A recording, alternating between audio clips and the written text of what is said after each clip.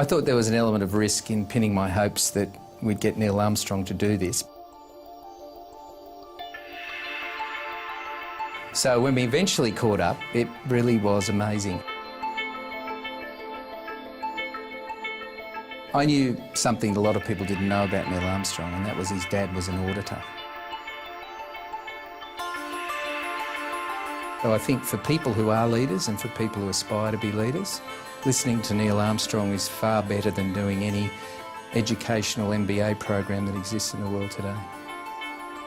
We choose to go to the moon in this decade and do the other thing, not because they are easy, but because they are hard.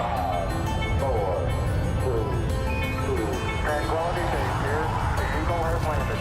That's one small step for man, one giant leap for mankind. Neil Armstrong, a very warm welcome to Australia.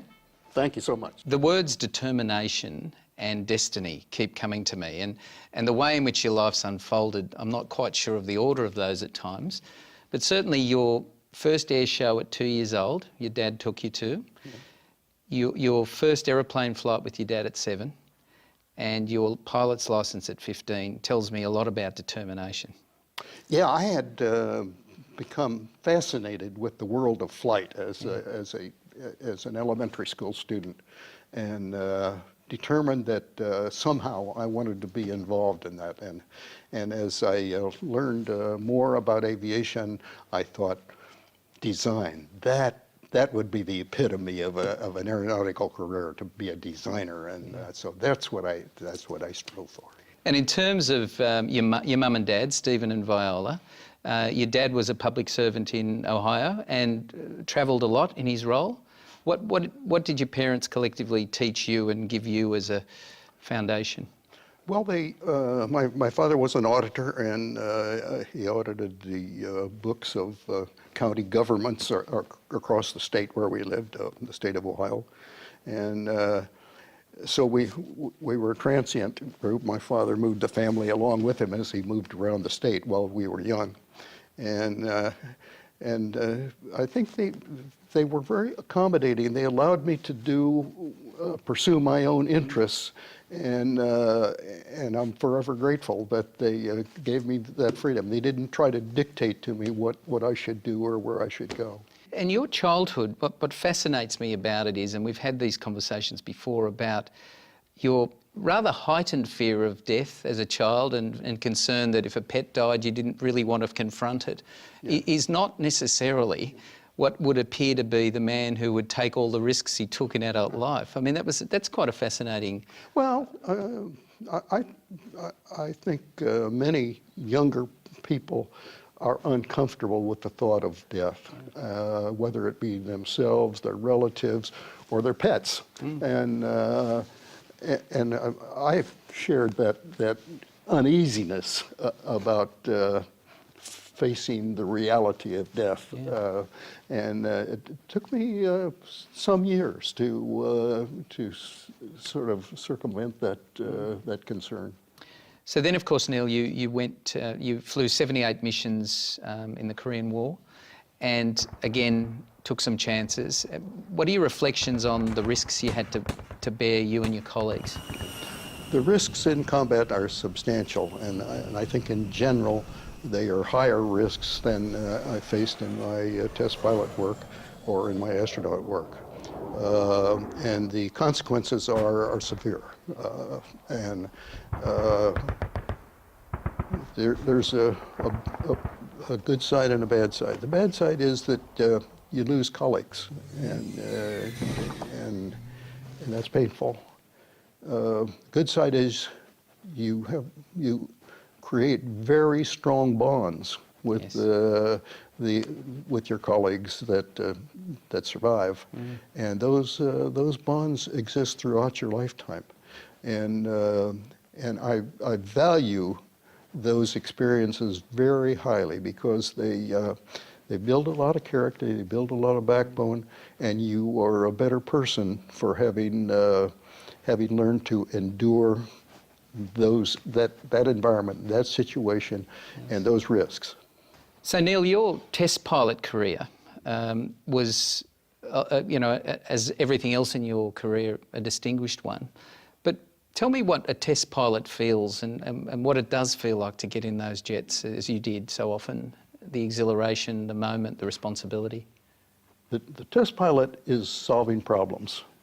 He's looking for inadequacies or shortcomings or barriers to substantial safety and increasing performance in flight. And his job is to identify those problems and assist in finding a solution. So it's a problem-solving job. And you're always working with the unknowns. And I found that a fascinating part of my career path. I really enjoyed the opportunity to contribute in some way to the solution of problems. The history of humanity has been, slowly increasing the boundaries of knowledge and knowing more and more and more and feel comfortable inside there, but at the edges, it's always going to be a challenge. Yeah, absolutely. And to those edges, your first flight, one of your first flights in your B-29, now being an accountant, I can do the numbers, and if one engine out of 4 is working, I'd be worried, and that's without any pilot experience. What happened that day, and how did you work through the problems? I was a pilot of one of the 2 pilots of the B-29, carrying a rocket aircraft to altitude where we release the airplane, and it would go doing the testing, and we were just providing the service, get the rocket airplane up to a starting point. And we were somewhere up above 30,000 feet when the governor on one of the propellers failed, and the propeller started running away, that is, going faster and faster and faster. And of course, at some point in time, it's going to explode. And so we had the choice of either slowing down to try to slow down the propeller or speeding up so that we could drop the rocket. We chose the latter, dropped the rocket, and almost instantaneously thereafter, the propeller exploded and blades cut through it was the far right engine, cut through the number 3 engine, cut through the fuselage and the number 2 engine, and left only the number 1 engine running. That's an uncomfortable position, 1 out of 4.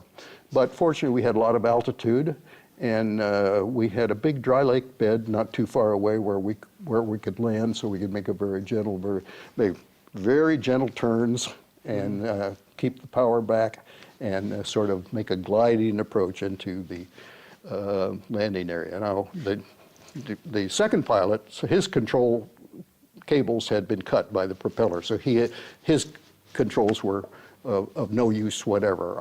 I still had control, so I was flying the airplane and he was doing the thinking. And when we got to the ground and looked at the airplane afterwards, we found that my cables had been cut too, but there were still a few strands of the cable left. So we were very fortunate to have survived that situation. Extraordinary. And look, another example, I guess, was in the lunar training when you had to eject from the rocket within seconds of your life, as I understand it. Take us through that. We needed something to simulate landing on the moon. The moon has no atmosphere, so you're flying in a vacuum, and the gravity is much lower. So the characteristics of a flying machine in that environment are very different than they are here on Earth. And we felt we had to understand those variations and be able to feel comfortable in flying the lunar module to the surface of the moon in the actual conditions. So this device did provide very good training and experience in that mode. Unfortunately, it was a complicated machine with a lot of different rockets and wires and claptrap of all this, and it consequently was subject to malfunction. And one of those malfunctions snapped on me one day, and I lost my control system. And you know pretty quickly that it's time to go and to part company with your friend. And I did that, and The ejection seat worked very well, fortunately, and I bit my tongue, but that was the only real damage. And as I understand it, as the legend goes, and you know that's a term I like using when I speak with you, you basically just went back to work. Well, yeah, there was work to be done back at the office, and so I thought I better go get on with it. I'm trying to line that up with the modern era of occupational health and safety, and it's just not working for me at the moment, Neil. That's extraordinary. We've got some footage that I want to play to you that John F. Kennedy was speaking about the mission and about the vision. This was early in the 60s. But why, some say, the moon? Why choose this as our goal? And they may well ask, why climb the highest mountain? Why, 35 years ago, fly the Atlantic? Why does Rice play Texas? We choose to go to the moon. We choose to go to the moon.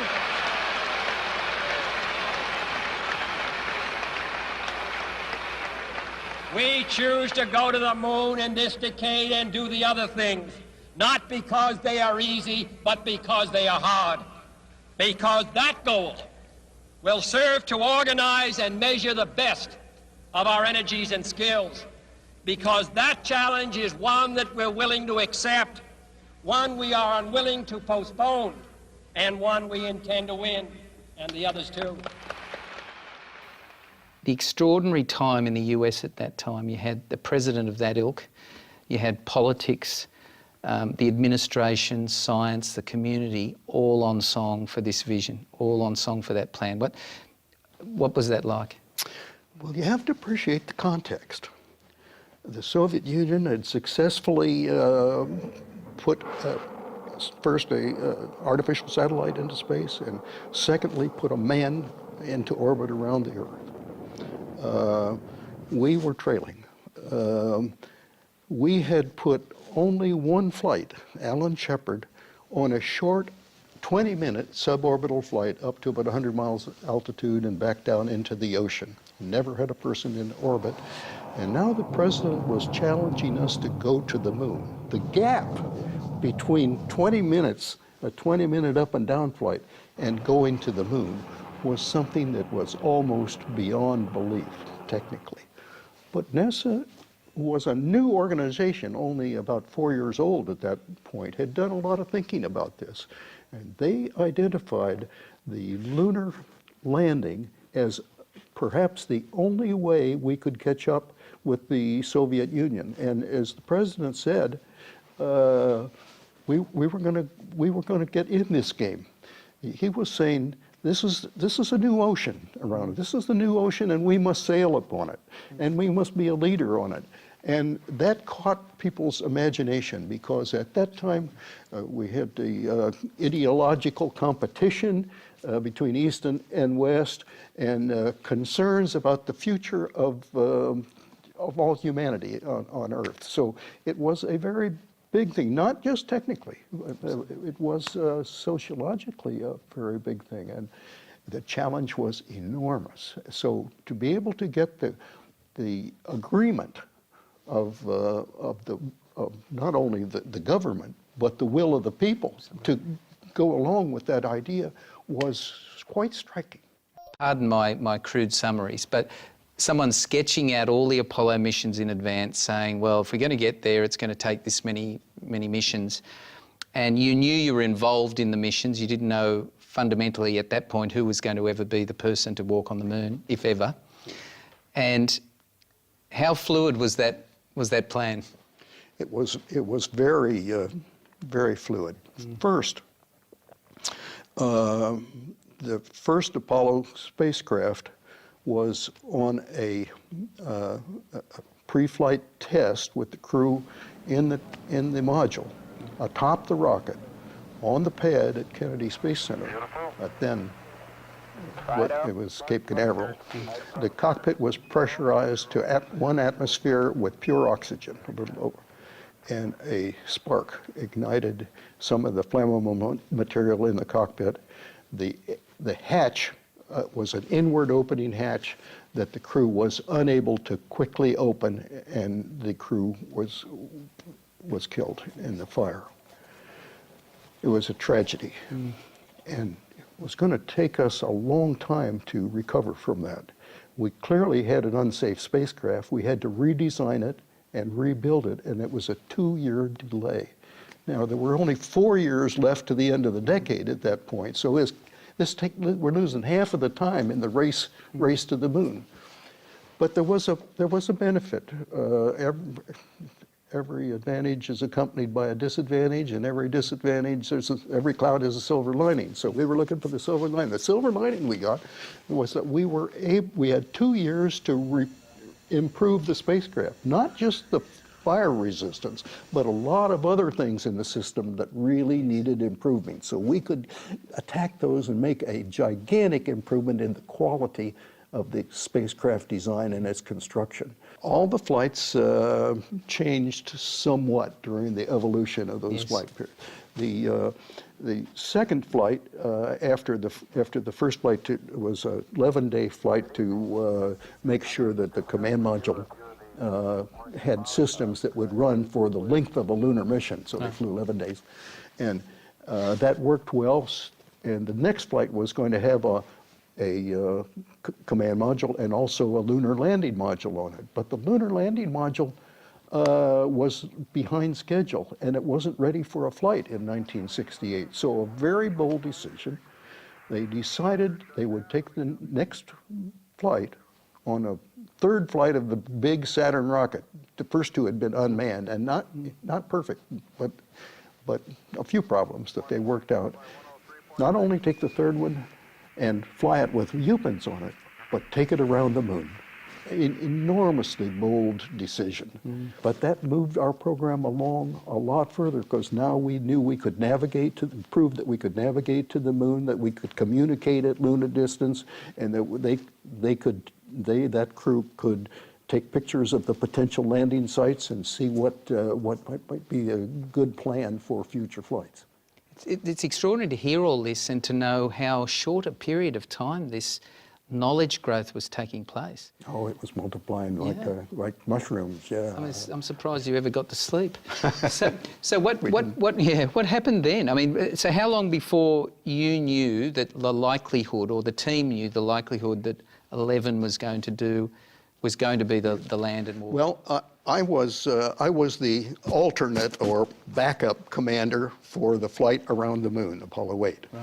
And as soon as they took off, I was on the job, of course.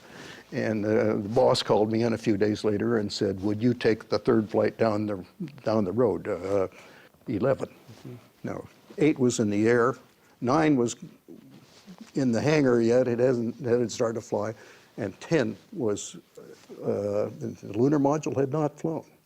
There was no way we could predict what each of those flights would do. It was going to depend on the success and the accomplishments of each flight along the build-up period. But Apollo 8 worked well, 9 worked well, 10 did far better than expected, took a lunar module actually around the moon and tried out its propulsion systems and its navigation systems and communicating with 2 spacecraft simultaneously. All these things were accomplished in just those 4 flights.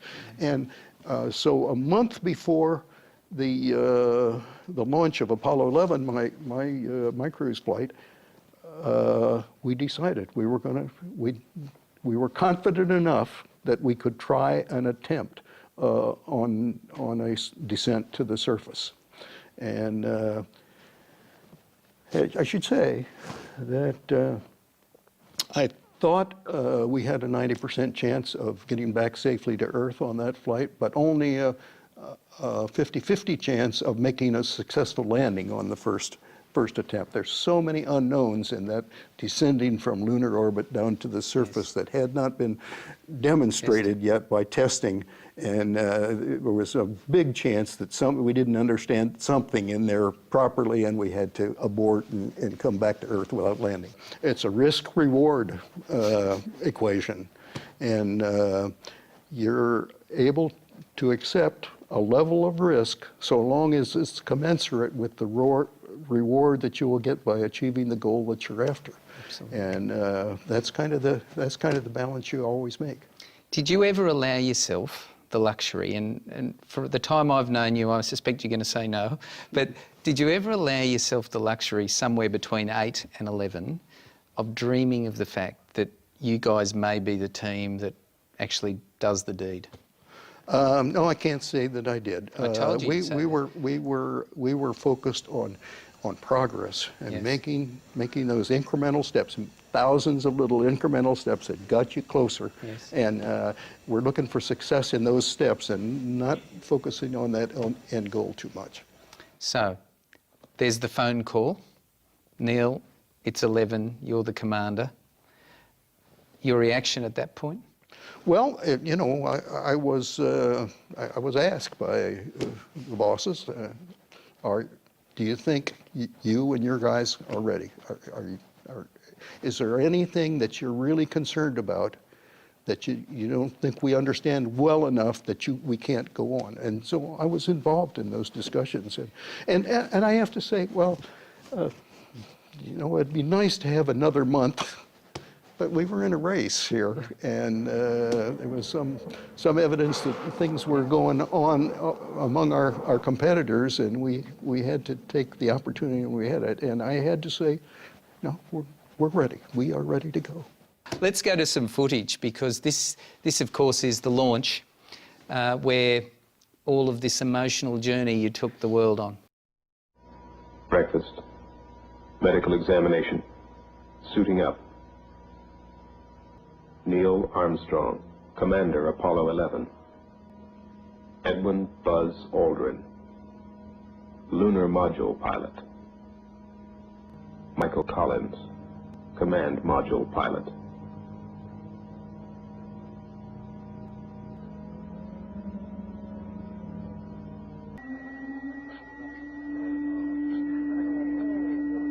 The vehicle starting to pressurize as far as the propellant tanks are concerned, and an automatic sequence as the master computer supervises the third stage completely pressurized.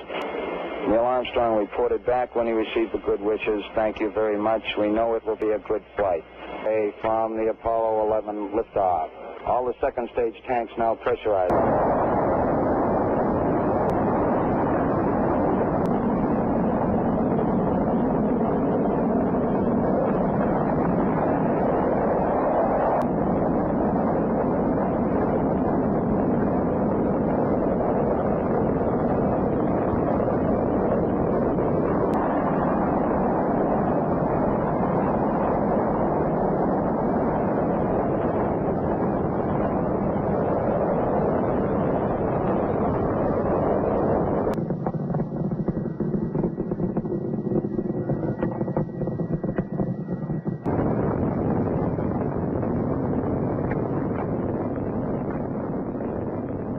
Neil, what I saw in that footage was three, and perhaps I'm getting to an age where everyone looks young too, but I saw three young boys really who'd done so much work and who were taping up and getting ready for the adventure of their and the world's life.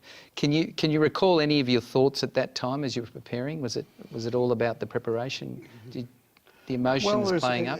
It's a time of meditation and a time when you're focused on what you're really trying to do, but at the same time, there's a certain amount of relaxed atmosphere, and the reason is these rockets usually don't go off on time.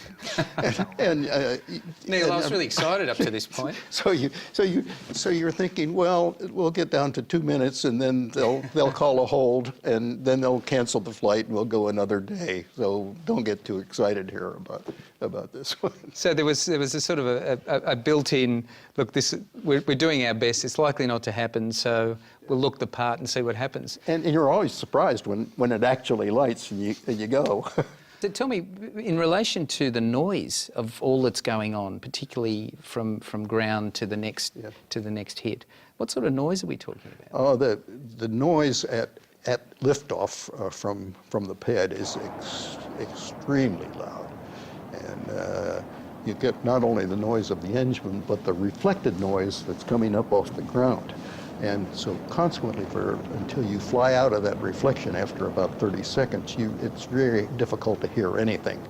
even with our special helmets and earphones and so on.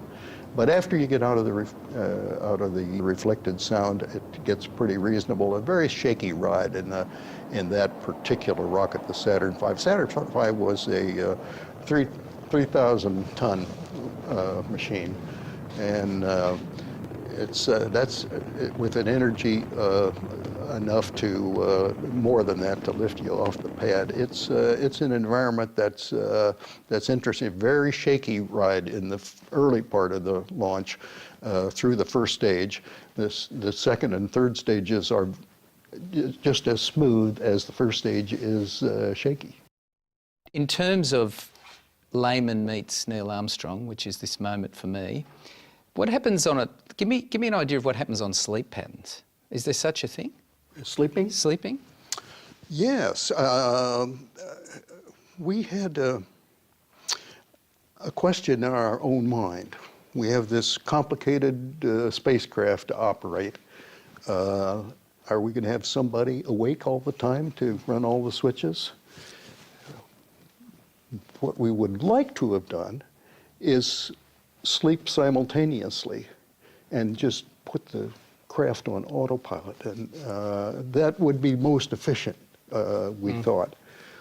And the problem is that if we all went to sleep and then the spacecraft drifted off attitude somehow and lost antenna lock with Earth, they wouldn't be able to communicate to us that we had a problem if anyone came up. So we said, how can we solve that problem? We talked about the concept with the computer guys and the simulator guys, and they thought maybe we could spin stabilize the craft like a rifle bullet, and it would stay on path, and we'd have the antenna pointed right back down toward Earth. And the question was, well, would it last us 8 hours while we were sleeping? Could it be done? They duplicated in the simulator and determined that in fact you could spin stabilize it for 8 hours, and you wouldn't have to spin it very fast. Very, very slowly would be enough to keep it on attitude, and we could keep emergency contact with Earth, and it worked. So that's what we did. We slept simultaneously, and then we could operate full efficiency for the other 2/3 of the day. And in terms of the camaraderie that you build on a mission like that, not just that you're on a mission to the moon, but the nature of it, you're all still alive and well, and that's fantastic. There must be something about lunar travel that's good for longevity, I'm thinking. Well, I hope that's true. We were a congenial bunch, but really focused on the job. We really could not afford the luxury of diverting our attention away from our primary responsibilities, because problems usually occur when you least expect them. Yes. And you can't get complacent. You have to keep paying attention, and we were very determined to keep paying attention. Yeah. So Neil, it's coming time to land, and as that process begins, you've got a computer malfunction telling you there's something wrong. What's the process you followed at that point? Yes, the lunar descent from lunar orbit down to the surface is a very complex part of the overall flight, with a lot of things happening simultaneously and not a lot of time to consider abnormalities when they arise. In the middle of the descent, our computer did complain at us that it was having a problem, but it didn't admit responsibility. Sounds like a modern computer. I have to admit, I didn't understand the nature of this particular alarm. We had the computer had a lot of kind of complaints, but I didn't know them all. This one was unusual. And we asked Mission Control on Earth to help us solve the problem, and they didn't take very long to say, you're cleared to continue. that it was an overload problem in the computer, but the central part of the computer that was doing our calculations of our position and our navigation was working properly, and that was good news. So we continued on toward the landing site, but then the computer showed us where it intended to land, and it was a very bad location. It was on the side of a large crater, about I suppose 100 or 150 meters in diameter, and with very steep slopes covered with very large boulders. Not a good place to land at all. So I took over manually and flew it like a helicopter out to the west direction, got into a smoother area with not so many rocks, found a level area, and was able to get it down there safely before we ran out of fuel. Yeah, within what, 20 seconds or 40 Something like seconds? 20 seconds of fuel left. It's almost like you were planning to prepare a movie here, because everything was just on the edge of everything. Yeah. So the craft's landed. Is there a moment where the three of you, at least momentarily, acknowledge that moment? Is that... Indeed, we took it was a handshake. You really went to town, didn't you? Congratulations, we made it this far. Yeah. But there was a lot of work to do at that point, and we couldn't luxuriate in those feelings. And including getting home. Yeah, exactly. Well, at the moment, we didn't. We concerned that because the lunar surface is so warm, it's over the boiling point of water, and substantially. And so the heat of the surface could affect fluids in the systems of the lunar module adversely. We had to be very cognizant of potential thermal problems that might be in existence, and if it was going to get worse, we were going to have to take off immediately and get out of there. But that worked out pretty well. There were these concerns, but they seemed to be working out satisfactorily, so we agreed that we could stay on the surface a bit longer, but we were going to keep an eye on it for the first several hours. And your words, people have professed as to why those words and whatever else. So were you, as you were coming closer into land, were they coming to mind? No, I didn't think about that until after landing. I had no confidence in our ability to get down safely yet, so I didn't bother thinking about that until after landing. And of course, the first statement we made was the Eagle has landed. Yes. Tranquility Base here, the Eagle has landed, and that was the signature line for achieving the presidential goal that we had been working for a decade on, and in our view, that was a very important statement. The getting down on that was less important in our view, but it was significant. We actually touch your boot into the sand and recognize that it's okay to stand there. That's one small step for man, one giant leap for mankind. So you now then went and did the famous walk to plant the flag, but also to respect those that had been before and attempting to reach the moon and had been involved in the process. Tell us about that. Yeah, we recognized that we wouldn't have been there if it hadn't been for our competitors. Yeah. In the Soviet Union. It was actually the competition that made both of our programs able to do the things that they achieved. And so we recognized that by putting some medallions for our fallen comrades on both sides who had not lived to see the event. And that was a tender moment. I was going to say, there must have been such an emotional moment, because even in the time I've known you, Neil, as much as that was competitive, there's such an element of decency in you as a person, and to actually be on the moon and to say, but by the grace of God, I'm the one who did it. Yeah. And you know, that moment where you probably wanted a little privacy, but other than the 400+ million that were watching, you had that moment. It must be something that you have reflected on over the years. It was special. and memorable. But it was only instantaneous because there was work to do. Yeah. And the checklists were all over us. We needed to get on with things, and that's why we were there. We were there to meditate. We were there to get things done, and so we got on with it. Yeah. And so you went back to the craft, and it's then that I think you heard that there was a phone call for you. Mm-hmm. I am Well, surprised. they didn't say phone call. They said there's something special here. Okay. Yeah, I forget what. Trying to modernise the story, but I'm wrong on that. So you've come back, and it's known to you that there's someone to speak to. Yeah. And you didn't say, look, I'm busy at the moment. You did take the call. I did take the call. And who was that? And it was the President of the United States who was speaking from his office in the White House.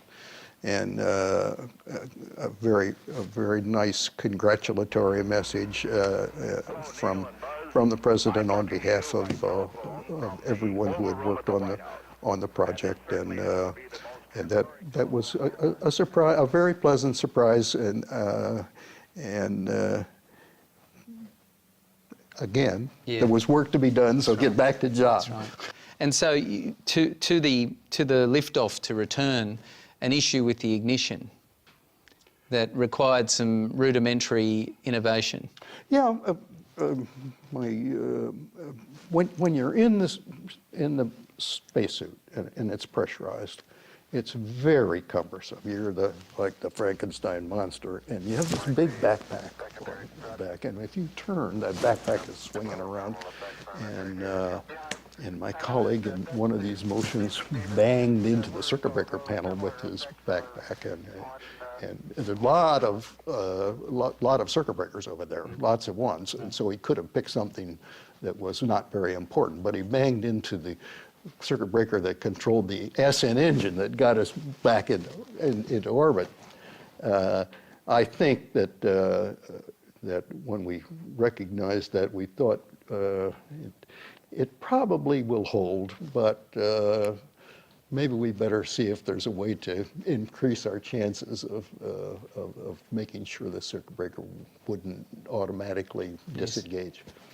So we took a piece of a plastic pen, a magic marker kind of pen, and made a little crutch to hold it in place with that. I think if they'd asked any of the 400+ million that were watching that they're just about to insert part of a pen to ensure they get home, they wouldn't have believed it. They wouldn't have believed it. Well, I really think that had we not done that, we'd still been all right. But it was just insurance. It's nice to get a little insurance now. Yeah. On landing, of course, there was celebration that, to a great extent, I don't think's ever stopped. And ever since that time, there have been people who have claimed that never happened.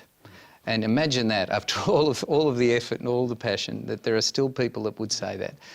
What was your initial response to that when I talked to you? You said something fascinating about the number of people that were involved in that project. Well, I don't recall what I said, but people love conspiracy theories. Yeah. I mean, they are very attractive. But it was never a concern to me, because I know that one day somebody's going to go fly back up there and pick up that camera I left. And so that'll be sure that... Well, look, I recall, and I think it was a fantastic response, and that was, because I'm hanging off every word you say, Neely, see, I remember, and it was around about the fact that 800,000 staff at NASA couldn't possibly keep a secret. That's right. And knowing how people work, I think that's so compelling, I can't tell you. But in that conversation as well, you alerted me to the fact that someone has put together the most marvellous combination of your landing against Google Moon mapping, which side by side clearly endorses not only that, but every crater, the flag.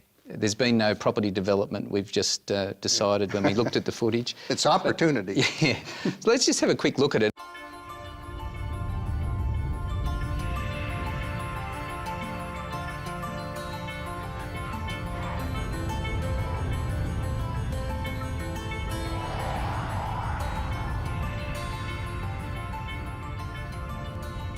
This slide shows the trajectory to the surface. The actual powered descent of the lunar module to the surface took 12 minutes and 32 seconds. And this is just the final 3 minutes, the part that's really interesting as you get close to the surface of the moon. Now, in the left screen, you will see the original 1969 movie film that we took from the window of the lunar module Eagle. And on the right side, you will see what the crew saw looking out the window in front of them. Now, there is a shaded area there that shows you the exact duplicate of the area that's on the left, so you can compare the craters and see if they are duplicate of each other. The one on the left took place 42 years ago. This pictures on the right took place in the last 2 years. Okay, we've been descending.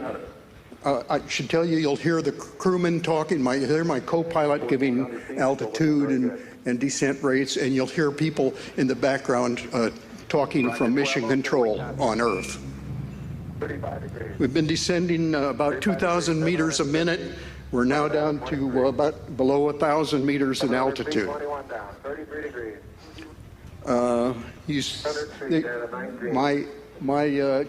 My computer tells me that it's taking us to a landing just on the right side of that big crater up in the left-hand corner. The slopes are steep and the rocks look very large, the size of automobiles. Certainly not a place that I want to land.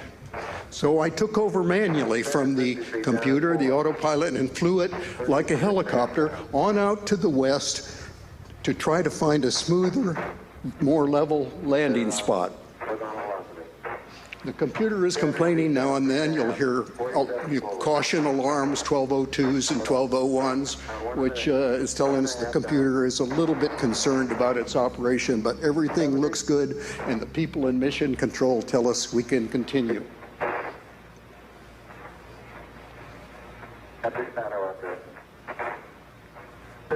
Okay, we're about 100 meters above the soil, looking down at this 30-meter crater, about 8 meters deep. Looks like a real geological treasure. I want to go back there and look at that if I ever get the chance while I'm on foot. We're looking for a smooth spot beyond that crater. I see a smooth spot right up near the top of the screen. It looks like that's a good place to be, and I'm running low on fuel. I have less than 2 minutes of fuel.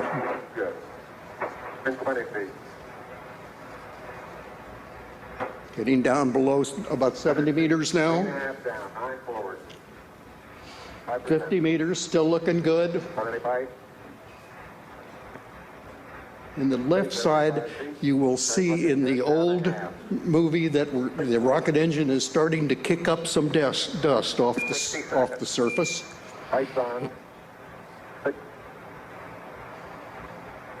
Get a 30-second fuel warning. Need to get it down on the ground here pretty soon before we run out. Okay. The picture on the left is more accurate, but there's more dust. There you see the shadow of my landing leg coming on the surface on the blowing dust. We're very close to the surface right now. Contact light. Okay, engine stop.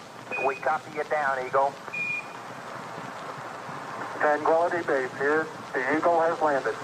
Neil, that's amazing, and to have you actually commentate through it in a relaxed state, far more relaxed than you would have been 42 years ago, is just very, very special.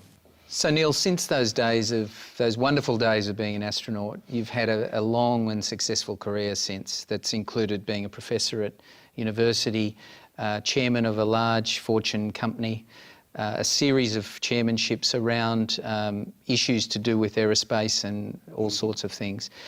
How difficult was it, or how easy was it, to transition your life from the first 40 being so focused and so deep in their drive to the next 40 years? Well, the subject matter has always been similar. I'm an engineer by nature, and throughout these years I've been dealing with engineering subjects, and I always feel fascinated by whatever it is we're looking into from an engineering standpoint. I have to say that now and then I miss the excitement of being in the cockpit of an airplane and doing new things, but I've come to accept that and found a lot of satisfaction in solving problems outside of the aircraft. And in terms of this year, of course, is a wonderful celebration anniversary of the landing. And in and around the same time, NASA's made some rather sad, certainly from Australia's point of view, and I'm sure from the US's point of view, sad statements about what its plans are for the future. How are you feeling about that? Well, I'm substantially concerned about the policy directions of the space agency, which are in fact directed by the administration, and we have a situation in the states where the executive branch and the legislative branch, the White House and the Congress, are at odds over what the future direction should be, and so they're sort of playing a game, and NASA is the shuttlecock. They're hitting back and forth as both sides try to get NASA on the proper path. So I along with many of my colleagues, have interjected ourselves into these discussions and presented our perspectives to the American people through newspaper editorials, and to the Congress through testimony and hearings, and to the administration by correspondence, that we are trying to get on the very best path here. I think that we've made some progress, but there's much yet to be done, and I'll continue to interject myself into those roles. Because this battle, and I've mentioned to you before, when I'm in the US, I'm stunned by the instant news world that's been created there, the short-term thinking. Something like a NASA project, if you look at what it did to you as a country in the 60s, would give you something to aim for that's beyond tomorrow, you know, beyond just tomorrow, and almost redefine the country again and give it vision. Well, in addition to that, NASA has been one of the most successful public investments in motivating students to do well and achieve all they can achieve. And it's sad that we are turning the program in a direction where it will reduce the amount of motivation and stimulation that it provides to young people. And that's a major concern to me. And that's never a good thing to do, but at this time in the US, and so that we wish you very well with that challenge, and if there's anything we can do nationally to help, you just call me. Thank you. I'll do my bit. I will certainly do that. It's your message that is so profound, Neil, and I do want to say to you at a personal level, you know, I made some effort to come to meet you, to ask you to come to Australia. I did it ostensibly because your courage, along with your colleagues, your vision, your president of that time, and everyone was such an exemplar of what we could do as a human race. And you did that. You then became you stayed a very humble man, and there is so much you need to keep talking about to ensure that leaders of today actually see what it's like to be a leader. I know you don't like talking about yourself, so that's why I'm doing it, but you really do have an extraordinarily important role in the next 20 years. And I'm so convinced am I that that's the case, that I will fly with you on a glider on your 100th birthday, because I know you still do that. That's the risk I'm willing to take, because you have much work to do. Neil Armstrong, you're a wonderful man. Thank you very much. Thank you so much. Thank you. Thank you. You know, Neil Armstrong, the courage, the vision, the process drive, the capability, the belief, the dream, we weren't going to miss out in having Neil Armstrong speak at our 125th anniversary. It was like sitting with my father, telling me stories about his life with such enormous humility I'd never seen before. There were a whole series of special moments, but no bigger for me than when we were saying goodbye to him at the airport, and I had a couple of security guys who were slightly larger than me, and as Neil walked towards the gate, he turned around and saluted to the three of us, and I sort of put my arms around these very sizable fellows and said, "Boys, that was for us." And that was a great moment. We choose to go to the moon in this decade and do the other thing, not because they are easy, but because they are hard. 5, 4, 3, 2. Tranquility Base here. The Eagle has landed. That's one small step for man, one giant leap for mankind.